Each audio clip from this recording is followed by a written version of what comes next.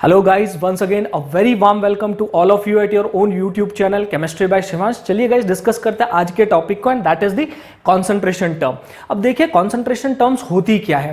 Concentration terms are basically used to express the concentration of a solution, या हम ऐसा बोल दें कि किसी भी सॉल्यूशन में सॉल्यूट की अमाउंट को रिप्रेजेंट करने के लिए हम जिन मैथमेटिकल फॉर्मूलाज का यूटिलाइजेशन करते हैं they are known as the concentration term collectively. अब यहां पे चूंकि हम इसे अप्लाई करने वाले सॉल्यूशन के लिए, तो चलो थोड़ा सा डिस्कस कर लेते हैं सॉल्यूशन को। What does it mean by a solution? A solution basically is a homogeneous mixture of two or more components out of which one is solvent and rest all are known as the solute। तो देखिए हम solution को define कर रहे हैं कि दो या दो से ज्यादा कंपोनेंट का होमोजीनियस मिक्सचर क्या कहलाता है? सॉल्यूशन कहलाता है। अगर दो कंपोनेंट होते जिसे हम जनरली यूज करते हैं उसे हम बोलते हैं बाइनरी सॉल्यूशन। तीन कंपोनेंट होते तो हम उसे बोलते टर्नरी। चार कंपोनेंट होते तो quaternary solution and so on. But ध्यान क्या रखना है? ध्यान ये रखना है कि कोई भी तरह का आप सॉल्यूशन ले उसमें सॉल्वेंट हमेशा कितना होगा? एक ही होगा। अब बात करते हैं होमोजीनियस मिक्सचर की। तो होमोजीनियस का मतलब क्या होता है? होमोजीनियस का मतलब होता है कि जितने भी आप कंपोनेंट ले रहे हैं मिक्सचर बनाने के लिए वो एक दूसरे के साथ में कंप्लीटली मिसिबल होने चाहिए। इसके अलावा जो सॉल्यूशन बनेगा उसका कंपोजिशन थ्रू आउट यूनिफॉर्म रहना चाहिए। थ्रू आउट यूनिफॉर्म का मतलब क्या है? मान लीजिए आप एक ग्लास के अंदर पानी और उसके साथ में थोड़ा सा शुगर और थोड़ा सा सॉल्ट डिसॉल्व करते हैं, और डिसॉल्व करने के बाद आप एक स्ट्रॉ डाल के उसे टॉप से सिप ले, मिडिल से पिए या बॉटम में से सिप ले, तो उसके अंदर क्या होगा कि टेस्ट आपको कैसा मिलेगा? एक जैसा मिलेगा। That indicate that all the component are uniformly distributed within the solution. That is the property of a homogeneous mixture. So I hope up to this part is clear. अब हम बात कर रहे हैं बाइनरी सॉल्यूशन की। तो binary solution में हमारे पास दो ही कंपोनेंट होंगे। एक कंपोनेंट को हम बोलेंगे सॉल्यूट और दूसरे कंपोनेंट को क्या बोलेंगे हम लोग? सॉल्वेंट बोलेंगे। अब इन जनरल देखिए, मैं फिर कह रहा हूं, इन जनरल हम ये बोलते हैं कि जिसकी क्वांटिटी कम होती है वो सॉल्यूट होगा और जिसकी क्वांटिटी लार्जर होगी, ज्यादा होगी, वो क्या होगा? सॉल्वेंट होगा। तो जब हम सॉल्यूट की क्वांटिटी को रिप्रेजेंट करने जाएंगे इन अ सॉल्यूशन, तो हम किससे रिप्रेजेंट करेंगे? कॉन्सेंट्रेशन टर्म्स से रिप्रेजेंट करेंगे। अब देखिए कॉन्सेंट्रेशन टर्म्स के जो फॉर्मूले होते हैं उनमें यूजुअली मास और वॉल्यूम बार बार आता है। अब अगर मैं आपसे बोल दूं मास और वॉल्यूम में से कौन सी प्रॉपर्टी है जो टेम्परेचर से अफेक्ट होगी, तो आप बोलेंगे volume is affected by the temperature but mass is not affected by the temperature. So based on this हम कंसंट्रेशन टर्म्स को दो पार्ट में डिवाइड कर रहे हैं। पहला पार्ट होता है टेम्परेचर डिपेंडेंट और दूसरा पार्ट होता है टेम्परेचर इंडिपेंडेंट। अब टेम्परेचर डिपेंडेंट वाली टर्म्स में वॉल्यूम आएगा, टेम्परेचर इंडिपेंडेंट वाली टर्म्स में वॉल्यूम नहीं आएगा। तो चलिए इनको डिफाइन करते हैं या इनके फॉर्मूले लिखते हैं।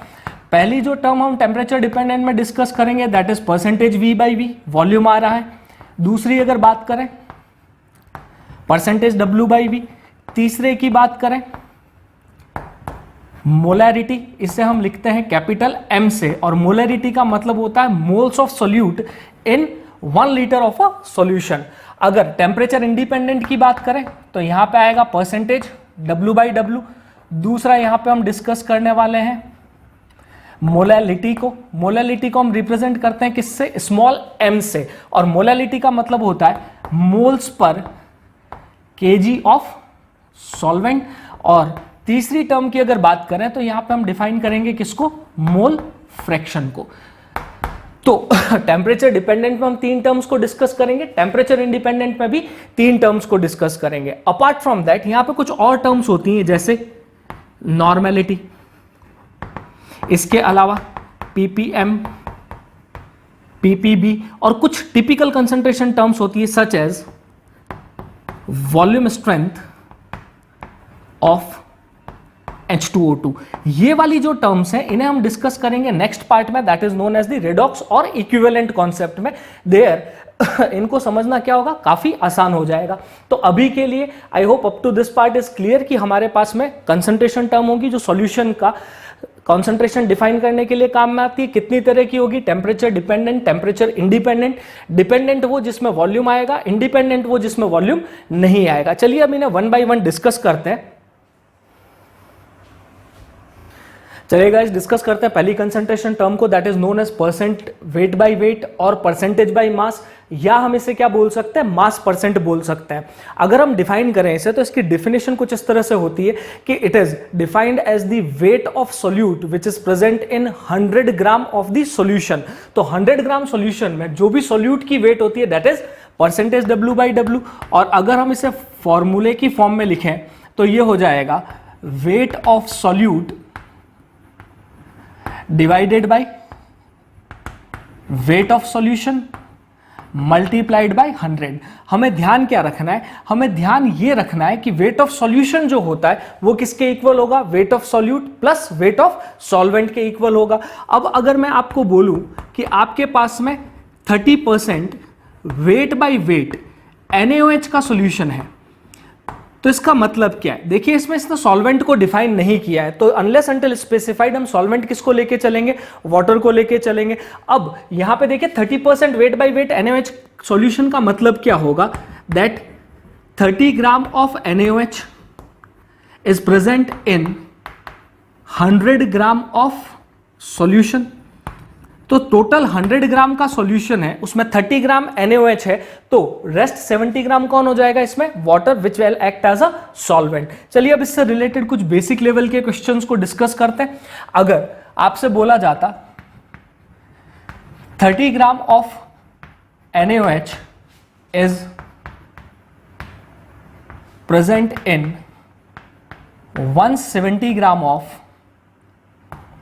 H2O, then calculate percentage weight by weight for NaOH। तो हम क्या लिखते हैं, हम लिखते हैं परसेंटेज वेट बाय वेट किसके इक्वल होता, mass of solute 30 upon mass of solution. अब यहां पे सॉल्यूशन का वेट नहीं दिया है तो हम क्या करेंगे, सॉल्यूट सॉल्वेंट को ऐड करें, ये कितना हो जाएगा 30 प्लस 170 200 मल्टीप्लाइड बाय 100, और परसेंटेज वेट बाय वेट कितना आ जाता 15% सॉल्यूशन ऑफ NaOH। चलिए एक थोड़ा सा रिवर्सिबल क्वेश्चन और कर लेते हैं। A solution of NaOH is 20% wait by wait, calculate mass of NaOH in its 400 ग्राम। तो देखिए अब इसने किया क्या, सॉल्यूशन का मास दे दिया, उसका परसेंटेज वेट बाय वेट दे दिया, और क्या पूछ लिया, मास ऑफ सॉल्यूट पूछ लिया। तो हम सीधा सा काम कर सकते हैं 20 equal to x upon 400 multiplied by 100, या सीधा सा देख लो यार 400 ग्राम का 20% कितना होगा, तो 400 ग्राम का 20% कितना हो जाएगा 80 gram. So I hope up to this part is clear. तो देखिए देखने में कंसंट्रेशन टर्म्स क्या होती है, बहुत ज्यादा सिंपल लगती है, बट अगर हम परसेंटेज वेट बाय वेट की या परसेंटेज वाली प्रॉब्लम्स को ही डील करें तो बहुत अच्छे लेवल के एडवांस लेवल के क्वेश्चंस बनाए जा सकते हैं। किस तरह से बना सकता है, चलिए देखते हैं। गाइस डिस्कस करते हैं एक अच्छे लेवल की प्रॉब्लम को based on the percentage by मास और मास परसेंट के ऊपर। और क्वेश्चन हमारे लिए है, what mass of 90% HNO3 wait by wait should be mixed with 10% weight by weight of 500 gram HNO3 to prepare 70% weight by weight of HNO3 solution। तो इस question में इसने किया क्या, दो अलग अलग तरह के HNO3 के सॉल्यूशन दिए हैं जिनके percentage weight by wait given है, और हमें क्या बोल रहा है कि इन दोनों को मिक्स करके कितना बनाना है 70% वेट बाय वेट। चूंकि इस प्रॉब्लम में हम लोग डील कर रहे हैं किसके साथ, दो अलग अलग सॉल्यूशन के साथ में जिनकी नेचर तो सेम है, दैट मीन सॉल्यूशन तो HNO3 का ही है बट उनका परसेंटेज क्या है, डिफरेंट है। तो हम लोग क्या करेंगे, परसेंटेज वेट बाय वेट के फॉर्मूले में थोड़ा सा चेंज करेंगे और उसे लिख देंगे total mass of the solute divided by total mass of the solution multiplied by 100 equal to percentage weight by weight. तो पहले मैं यहां पे फॉर्मूला लिख देता हूं, तो percentage W by W of the resultant solution is equal to total mass of solute divided by total mass of the solution multiplied by 100। चलिए अब डील करते हैं इसके साथ। मान लीजिए कि 90% वेट बाय वेट वाले का मैं कितना ले रहा हूं, x ग्राम, तो मैं यहां पे लिख सकता हूं x ग्राम किसका लेना है मुझे, 90% वेट बाय वेट HNO3 वाले का लेना है, और दूसरे का तो दे ही रखा है कितना है 500 ग्राम, और इसका परसेंटेज वेट बाय वेट कितना है 10% वेट बाई वेट है। तो ये तो आया मेरे पास में क्या, total mass of the solution, जिसमें 500 ग्राम तो 10% वाले का और 90% वाले का x ग्राम। अब अगर मैं यहां से बात करूं सॉल्यूट की, तो 9x ग्राम का 90% कितना होगा, 0.9x, और 500 ग्राम का 10% कितना होगा, 50। अब मुझे करना क्या है, टोटल मास ऑफ सॉल्यूशन मेरे पास है, टोटल मास ऑफ सॉल्यूट है, फॉर्मूला में प्लग कर दें तो हमें क्या मिलेगा, 0.9x plus 50 divided by 500, sorry x plus 500 multiplied by 100, किसके इक्वल, टोटल फाइनल रिजल्टेंट कितना चाहिए, 70%। तो इक्वेट कर दे किसको, 70 से। अगर इसको क्रॉस मल्टीप्लाई कराऊंगा तो ये कितना हो जाएगा, 0.7, और ये हो जाएगा मेरे लिए कितना, 0.9x plus 50 divided by x plus 500। अब इस इक्वेशन को तो आराम से सॉल्व किया जा सकता है। ये कितना हो जाएगा, 0.7x, 500 इंटू 0.7 350, ये हो जाएगा मेरे लिए 0.9x प्लस 50। फर्दर सॉल्व करेंगे तो 0.2x की वैल्यू किसके इक्वल आएगी, 300 के, या x की वैल्यू किसके इक्वल हो जाएगी, 1500 ग्राम के।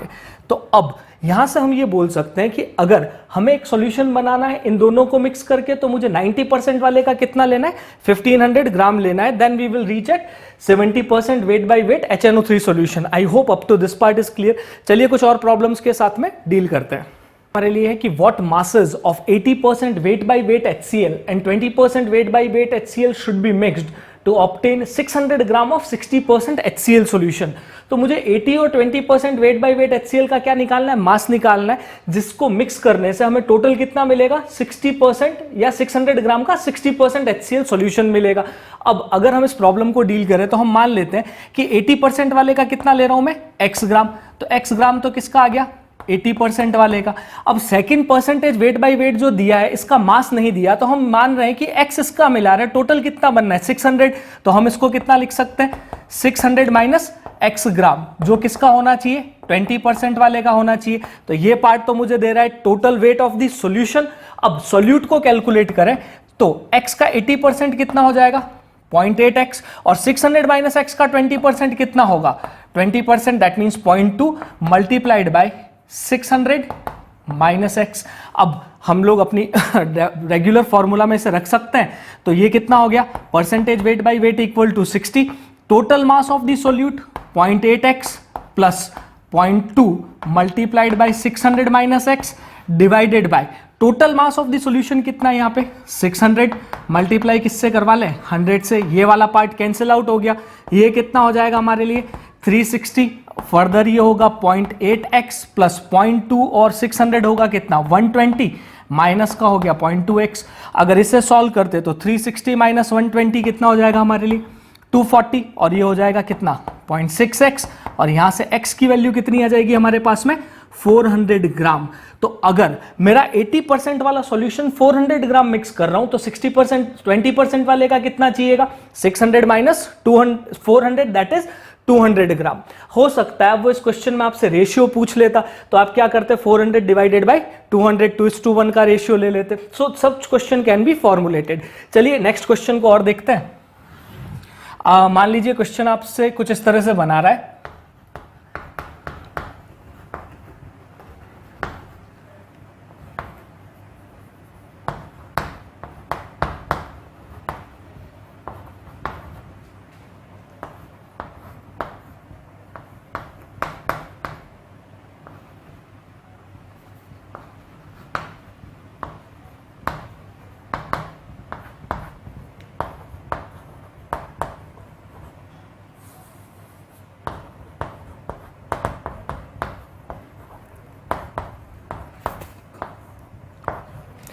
अब मान लेते हैं कि हमें क्वेश्चन में बोल रहा है कि 90% वेट बाय वेट HCl और 30% वेट बाय वेट HCl को मिक्स कितना अमाउंट मिक्स करें कि उससे 50% वेट बाय वेट का कितना बने, 1 लीटर बने, और साथ में दे रहे हैं डेंसिटी ऑफ HCl कितनी, 1.2 ग्राम पर ml। तो हम ये बोल सकते हैं कि भाई बनाना कितना है, 1 लीटर बनाना है। तो 1 लीटर के लिए हम लोग डेंसिटी से पहले क्या करें, मास को कैलकुलेट करें। तो हमें पता है डेंसिटी किसके इक्वल होती है, मास अपॉन वॉल्यूम। यहां पे मैं रखता 1 लीटर और 1.2 को यहां रखता, तो मास मेरे पास में कितना आ जाता, 1200 ग्राम। तो मुझे जो फाइनल सॉल्यूशन बनाना है उसका मास कितना होगा, 1200 ग्राम होगा, और उसका परसेंटेज वेट बाय वेट कितना होगा, 50%। तो अब इसी टेक्निक को हम यह अप्लाई कर सकते हैं कि इसका मास ले लेंगे x, तो 90% का x ग्राम, तो 30% का कितना हो जाएगा, 1200 माइनस x ग्राम। फिर बस एज यूजुअल हम मेथड को क्या करेंगे, अप्लाई कर देंगे। I hope up to this part is clear. चलिए कुछ और परसेंटेज वेट बाय वेट से रिलेटेड प्रॉब्लम्स को सॉल्व करते हैं। चलिए गाइस नेक्स्ट प्रॉब्लम की तरफ मूव करते हैं। और प्रॉब्लम हमारे लिए how much water should be added to 100 gram of 25% weight by weight solution of an acid to obtain 10% weight by weight solution. इसका मतलब 100 ग्राम के 25% सॉल्यूशन में कितना पानी मिलाएं कि बनने वाला जो रिजल्टेंट सॉल्यूशन हो वो कितना हो जाए, 10% वेट बाय वेट। तो अगर हम यहाँ पे देखें तो वाटर के अंदर किसी भी तरह का सॉल्यूट ऐड नहीं है। अब हम अपनी प्रॉब्लम को सॉल्व करते हैं। तो परसेंटेज वेट बाय वेट कितना है, 10, equal to weight of solute कितना है, 100 का 25% कितना होगा, 25 ग्राम, डिवाइड कर दे किससे, 100 ग्राम तो पहले वाले सॉल्यूशन का वेट है, प्लस इसमें हम क्या ऐड करने वाले, वाटर। तो वाटर ऐड करेंगे तो कितना हो जाएगा, सॉल्यूशन का टोटल मास बढ़ेगा x, मल्टीप्लाई किससे करा दें, 100 से, तो ये कितना हो जाएगा 1000 प्लस 10x इक्वल टू 2500। या फिर हम ये बोल दें 2500 में से 1000 माइनस होगा, कितना बचेगा 1500, और डिवाइड करेंगे 10 से, तो x की वैल्यू कितनी आ जाएगी 150। अगर इस सॉल्यूशन में हम 150 ग्राम वाटर मिलाएंगे तो रिजल्टेंट सॉल्यूशन कितना मिलेगा हमें, 10% weight by weight. I hope up to this part is clear to you. Up to now we have discussed certain good level problem depending upon percentage weight by weight। चलिए अब अगली concentration term को discuss करते हैं, that is percentage volume by volume. अब जिस तरह से हमने परसेंटेज वेट बाय वेट को डिफाइन किया था उसी तरह से हम परसेंटेज वॉल्यूम बाय वॉल्यूम को भी डिफाइन करेंगे, that it is the volume of a solute present in 100 ml of the solution. और अगर इसका फॉर्मूला लिखे तो क्या लिख सकते हैं, हम लोग लिखेंगे volume of solute divided by volume of solution multiplied by 100। अब जिस तरह से हमने प्रीवियस टॉपिक में प्रॉब्लम्स को डिस्कस किया है, सिमिलर लेवल की प्रॉब्लम किस पे बनाई जा सकती है, परसेंटेज v बाई वी पे भी बनाई जा सकती है। अगर नेक्स्ट पार्ट को डिस्कस करें तो that is going to be percentage weight by volume. और इसको अगर डिफाइन करें तो इसकी डेफिनेशन क्या होगी, it is the weight of solute which is present in 100 ml of the solution. और इसका फॉर्मूला क्या हो जाएगा, इसका फॉर्मूला होगा wait of solute that is in gram divided by volume of solution and multiplied by 100। देखिए initially जब हमने कंसंट्रेशन टर्म को डिस्कस किया था तो हमने ये बोला था कि कंसंट्रेशन टर्म दो तरह की होती है, temperature dependent and temperature independent. Dependent terms वो होगी जिनमें वॉल्यूम आता है, इंडिपेंडेंट टर्म्स वो होती है जिनके अंदर मास आता है। बट हमें ये भी पता है कि डेंसिटी एक ऐसी क्वांटिटी होती है जो मास और वॉल्यूम दोनों को ही अकाउंट में लेती है। अब हमें अगर डेंसिटी पता हो और कोई भी एक टर्म पता हो तो हम उसको क्या कर सकते हैं, दूसरी टर्म में इंटर कन्वर्ट कर सकते हैं। किस तरह से करेंगे चलिए देखते हैं। अभी मैं बोल रहा हूं, मान लीजिए D is the density of the solution, so what we can say, D solution किसके इक्वल होगा, mass of solution divided by the volume of the solution। अब अगर मैं आपसे बोलूं परसेंटेज W by W को D से अगर मल्टीप्लाई करवा दें तो percentage W by W into D किसके इक्वल निकलेगा, परसेंटेज W by V के इक्वल आएगा। किस तरह से आएगा चलिए इसे देखते हैं। परसेंटेज W by W का मतलब क्या होता है, wait of solute divided bye, हम क्या बोलेंगे, वेट और मास ऑफ द सॉल्यूशन इनटू 100। फिर आप इसको किससे मल्टीप्लाई करा रहे हो, डेंसिटी से, और डेंसिटी क्या होती है, मास of solution divided by volume of solution. तो यहां पे मैं लिख रहा हूं m of solution divided by volume of solution. और अगर हम इसे कैंसिल आउट कर देंगे तो हमें क्या मिलेगा, weight of solute divided by volume of solution multiplied by 100 which is equal to the percentage W by V। और अगर आपको परसेंटेज W बाई V से W बाई W निकालना तो आप इसे क्या कर सकते हैं, डेंसिटी से डिवाइड कर सकते हैं। तो ये छोटी छोटी ग्लिच आ जाएंगी जो क्वेश्चन को क्या करती है, थोड़ा इंटरेस्टिंग बना देती है when we solve for the molarity and molality. चलिए डिस्कस करते हैं नेक्स्ट कंसंट्रेशन टर्म को and that is the molarity.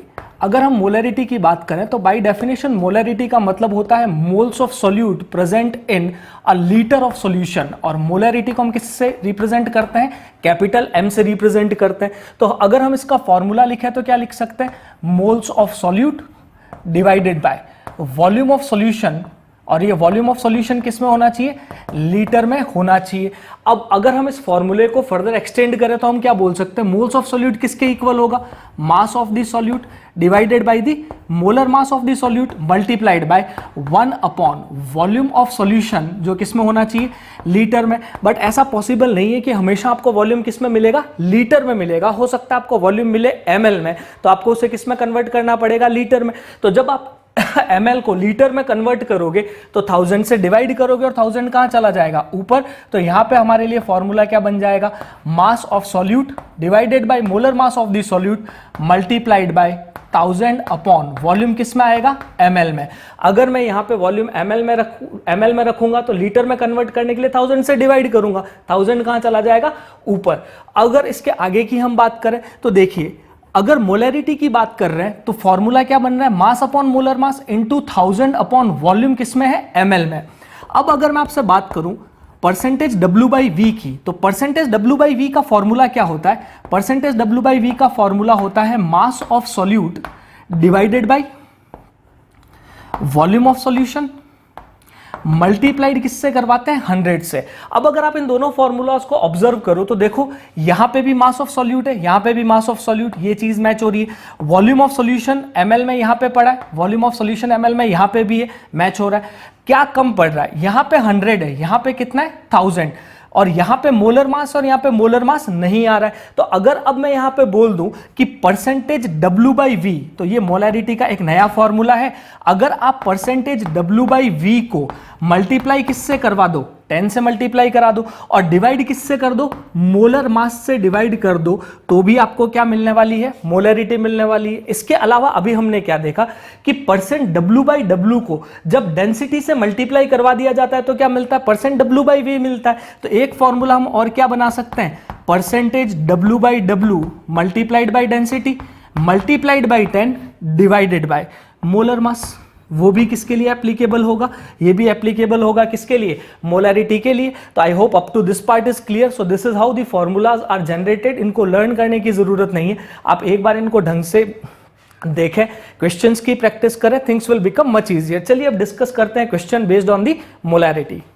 कुछ basic question based on the molarity. तो क्वेश्चन हमसे बोल रहा है calculate the molarity of, first part 8% weight by volume NaOH solution. तो मुझे क्या निकालनी है, मोलैरिटी, और हमें पता है वेट बाय वॉल्यूम दिया हुआ होता है, तो हम मोलैरिटी का फॉर्मूला क्या लिख सकते हैं, percentage weight by volume multiplied by 10 divided by molar mass. अगर यहां से सॉल्व करें तो वेट बाय वॉल्यूम कितना दे रखा है हमें, percentage weight by volume 8, multiply किससे करा दे 10 से, और डिवाइड कर दे किससे, मोलर मास। तो NaOH का मोलर मास कितना होता है 40, और इसको सॉल्व करेंगे तो कितना आ जाएगा 2।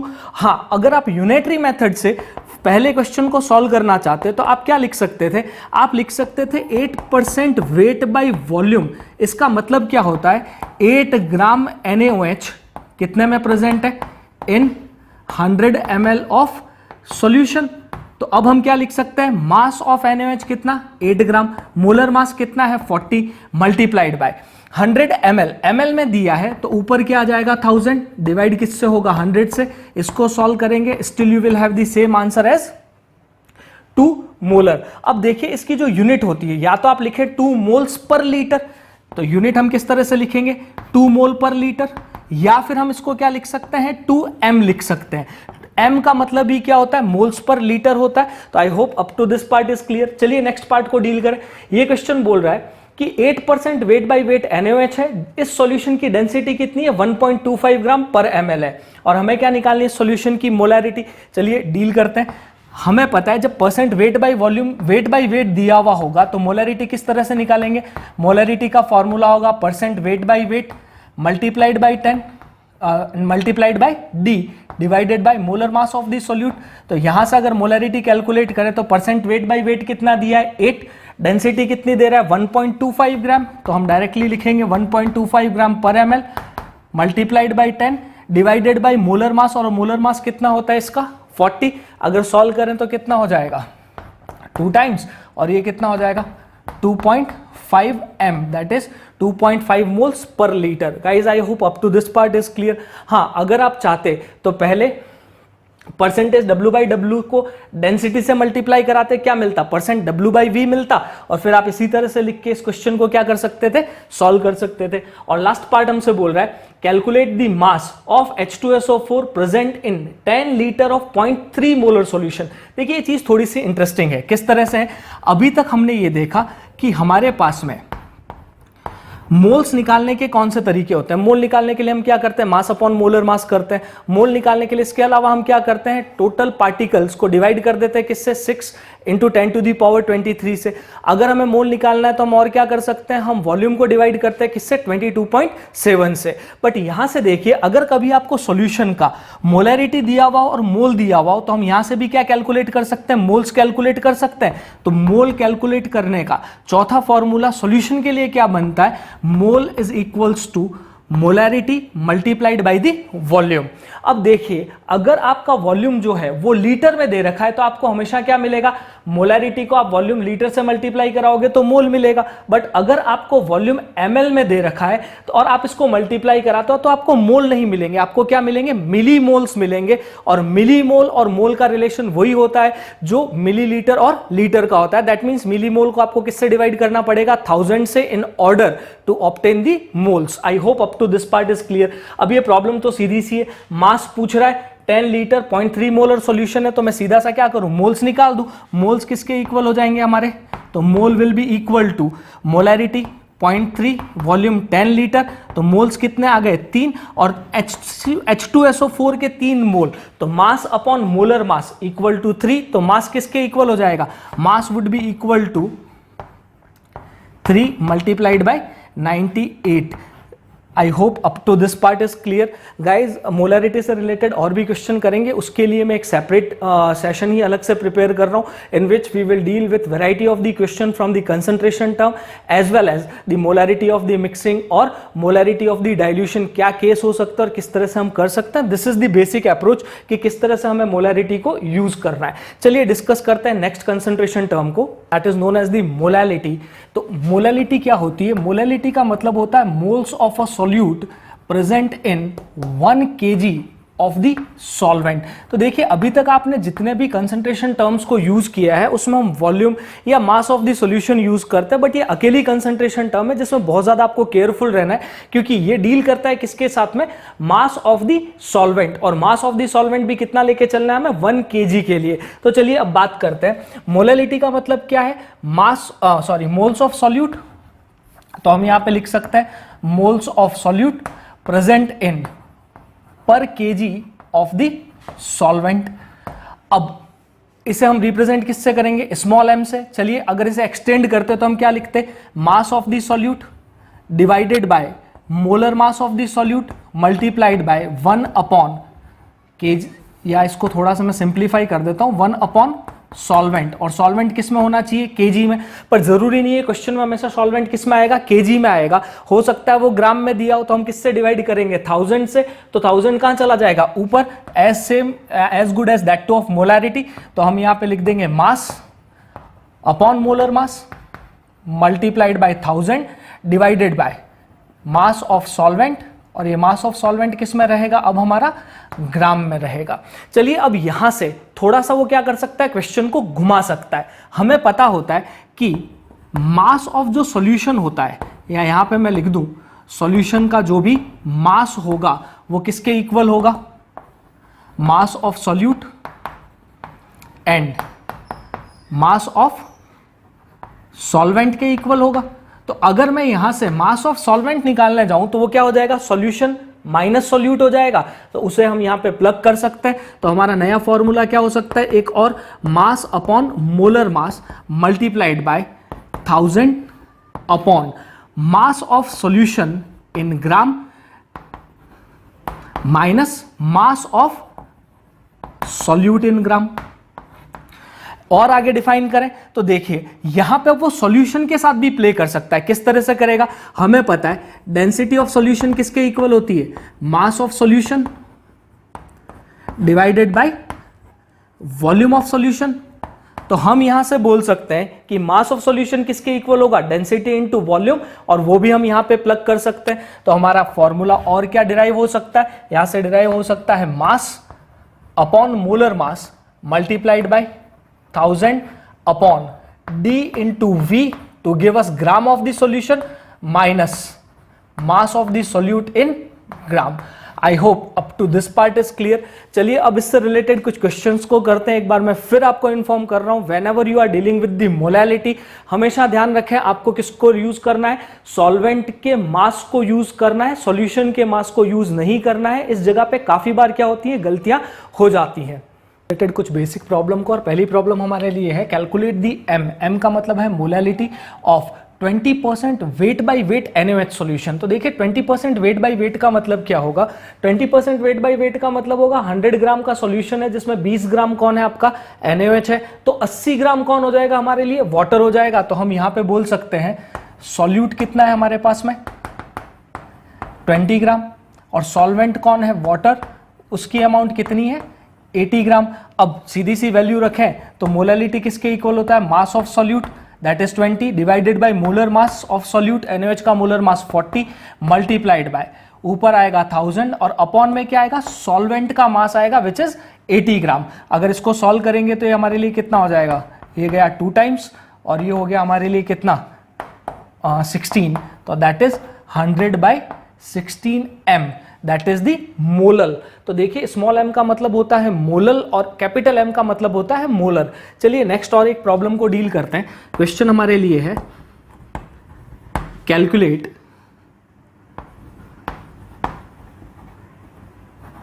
Molality of 20% wait by volume NaOH solution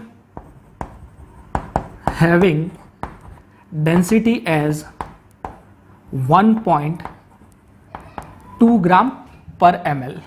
तो हमसे ये बोल रहा है कि आपको एक सॉल्यूशन की मोलैलिटी निकालनी है जिसका परसेंटेज वेट बाय वॉल्यूम कितना दे रखा है 20%, और साथ में क्या दी है उसकी डेंसिटी। अब देखिए इस प्रॉब्लम को डील करना है तो हमारे पास में इसके क्या है, बेसिक 2 से 3 तरीके प्रेजेंट है। किस तरह से, या तो हम डायरेक्ट मेथड से अपने कैलकुलेट करें, फॉर्मूला मेथड से। फॉर्मूला मेथड से अगर कैलकुलेट करने जाए तो मोलैलिटी किसके इक्वल होगी, मास upon molar mass multiplied bye, हम क्या करेंगे 1000 अपॉन में क्या करेंगे डेंसिटी इनटू वॉल्यूम, माइनस क्या कर देंगे यहाँ पे मास ऑफ द सॉल्यूट। तो अब अगर मैं यहाँ पे देखूं तो 20% वेट बाय वॉल्यूम का मतलब क्या होगा, 20 gram is present in 100 ml of the solution. तो हम यहाँ पे बोले 20 ग्राम सॉल्यूट का आ गया डिवाइडेड बाय मोलर मास कितना होगा 40, यहां पे हम कितना ले रहे हैं 1000। अब देखिए वॉल्यूम हमने कितना लिया है, 20 ग्राम किस में प्रेजेंट होगा 100 ml में, तो वॉल्यूम हमारे लिए कितना हो गया 100। डेंसिटी क्वेश्चन में गिवन है कितनी 1.2, और माइनस कर लेंगे सॉल्यूट के मास को जो कितना हो जाएगा 20। अगर इसको फर्दर सॉल्व करें तो हम कितना लिख सकते हैं, ये तो हो जाएगा कितना 1/2, और यहां से कैंसिल आउट करेंगे कितना हो जाएगा 500 डिवाइडेड बाय ये कितना हो गया हमारे लिए 120, और 120 माइनस 20 कितना हो जाएगा 100। तो इस सॉल्यूशन की मोलैलिटी कितनी आ जाएगी 5 मोलल आ जाएगा। एक और तरीका हम क्या अप्लाई कर सकते हैं, हम परसेंटेज W/V को पहले कन्वर्ट कर ले किसमें, परसेंटेज W/W में। इसे कन्वर्ट करें तो कन्वर्ट किस तरह से करेंगे, तो देखिए परसेंटेज W/W किसके इक्वल होता है, percentage W/V divided by density, और परसेंटेज W/V हमें क्वेश्चन में कितना दिया है 20, और डेंसिटी कितनी दी है 1.2। अगर यहां से हम परसेंट W/V निकालें तो कितना आएगा 200/12, या इसे हम बोल सकते हैं कितना आ जाएगा 100/6, और 100/6 किसके इक्वल हो जाएगा 16.66 के इक्वल होगा। अब ये जो 16.66% आ रहा है ये किसका आया, परसेंटेज W/W का आया। तो हम ये बोल सकते हैं कि 100 ग्राम का जो सॉल्यूशन है उसमें 16.66 ग्राम कौन है NaOH। तो अब अगर हम इसे सॉल्व करें तो किस तरह से लिख सकते हैं 16.66 divided by 40 into 1000 upon 100 minus 16.66, still you will get the same answer. I hope up to this part is clear. चलिए नेक्स्ट पार्ट की तरफ मूव करते हैं आज की लास्ट कंसंट्रेशन टर्म को, that is the mole fraction. अब देखिए जब हम बात करते हैं परसेंटेज की तो परसेंटेज कैलकुलेट होता है आउट ऑफ 100 में से, और फ्रैक्शन की बात करें तो फ्रैक्शन कैलकुलेट होता है आउट ऑफ 1 में से। तो अब हम बात कर रहे हैं सॉल्यूशन की, तो सॉल्यूशन के 2 ही पार्ट है क्योंकि हम बाइनरी सॉल्यूशन काम में ले रहे हैं, एक होगा सॉल्यूट और दूसरा होगा सॉल्वेंट। हम सॉल्यूट को रिप्रेजेंट कर रहे हैं A से और सॉल्वेंट को किससे रिप्रेजेंट कर रहे हैं, बी से। तो यहां पे अगर मैं मोल्स ऑफ सॉल्यूट लिखता तो क्या लिखता, Na, मोल्स ऑफ सॉल्वेंट लिखता तो क्या लिखता, Nb। अब बात करते हैं मोल फ्रैक्शन की।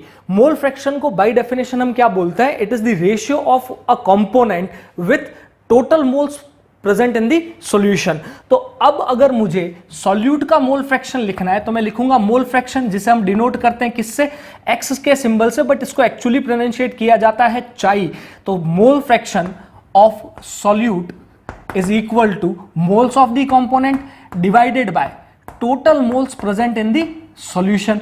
इसी तरह से अगर हम मोल फ्रैक्शन ऑफ सॉल्वेंट लिखने जाते तो वो किसके इक्वल होता, moles of solute, sorry moles of solvent divided by total mole present in the solution. और अगर हम यहां से बात करें तो हम बोल सकते हैं मोल fraction of solute and mole fraction of solvent हमेशा किसके इक्वल होता है, 1 के इक्वल होगा। नो मैटर, हो सकता है आपके पास में बाइनरी की जगह टर्नरी सॉल्यूशन होता, क्वाटर्नरी सॉल्यूशन होता, तो भी उनका फ्रैक्शन का समेशन हमेशा कितना आता, 1। और अगर परसेंटेज होता तो समेशन कितनी आती, हमेशा 100 ही आती। चलिए अगर इसके आगे हम थोड़ा सा और डिस्कस करें तो हम ये बोल सकते हैं कि जब हम मोल फ्रैक्शन ऑफ ए को डिवाइड करते हैं मोल फ्रैक्शन ऑफ बी से, तो अल्टीमेटली जब आप इन दोनों टर्म्स को डिवाइड करोगे तो Na प्लस एनबी क्या हो जाएगा, सॉरी Na प्लस एनबी वाली टर्म कैंसिल आउट होगी, तो हमें क्या मिलेगा, Na अपॉन एनबी मिलेगा। तो हम यहां से बोल सकते हैं कि the ratio of the mole fraction of the component is equal to the ratio of the moles of the component. I hope guys up to this part is clear. As far as the concern of the question from the mole fraction part or other question related with the concentration term, I am going to make a completely separate video. By that time you can learn from these concentration term, you can get acquainted with the formulas. Apart from that guys, as usual जैसा मैं हमेशा कहता हूँ, अगर आपको channel की content पसंद आती है, अगर आपको हमारे चैनल के एफर्ट्स पसंद आते हैं तो please do subscribe the channel और इस चैनल को अपने सारे फ्रेंड्स के साथ में, सारे भाई लोग के साथ में शेयर करिए, so we can grow up within our channel. So guys, bye bye, take care. Wish you the luck.